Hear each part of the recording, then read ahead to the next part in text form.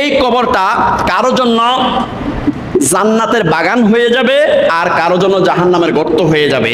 এই ব্যাপারে রাসূলুল্লাহ সাল্লাল্লাহু আলাইহি সাল্লাম বলেন, ইন্নামাল কবরু রাউযাতুম মির রিয়াজিল জান্নাহ ওয়া হুফরাতুম মিন হুফারিন নার।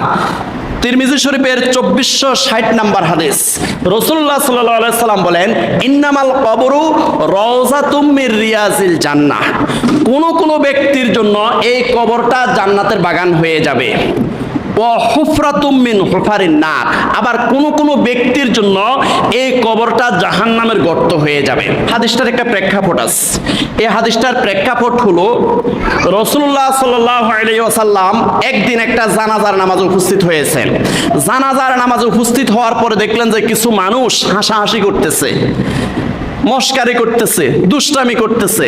যেমন আমাদের দেশে এরকম হয়, কথা বলেন হয় কিনা? হয় না?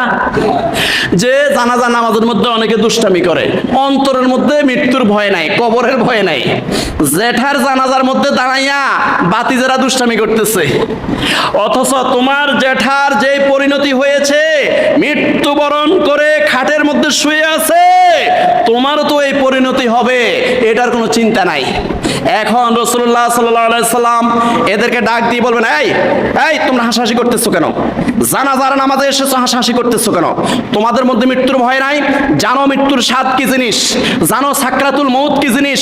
যদি তোমাদের জানা থাকতো সাকরাতুল মউত কি জিনিস, যদি তোমাদের জানা থাকতো মৃত্যুর যন্ত্রণা কি জিনিস, তাহলে তোমরা হাসাহাসি করতে না।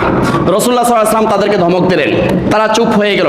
এবার রাসূলুল্লাহ সাল্লাল্লাহু আলাইহি সাল্লাম বলেন, শোনো, তোমাদেরকে যে জায়গায় কবর দেওয়া হবে সেই কবরের মাটি, সেই কবর তোমাদেরকে প্রতিদিন আহ্বান করে, প্রতিদিন তোমাদেরকে আহ্বান করে তোমাদের নাম ধরে বলতে থাকে।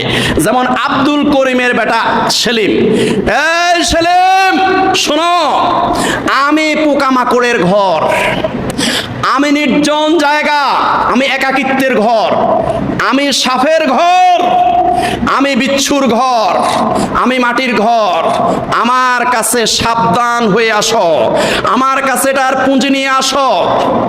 এইভাবে তোমাদের প্রত্যেকের কবর তোমাদেরকে এইভাবে ডেকে ডেকে বলতে থাকে।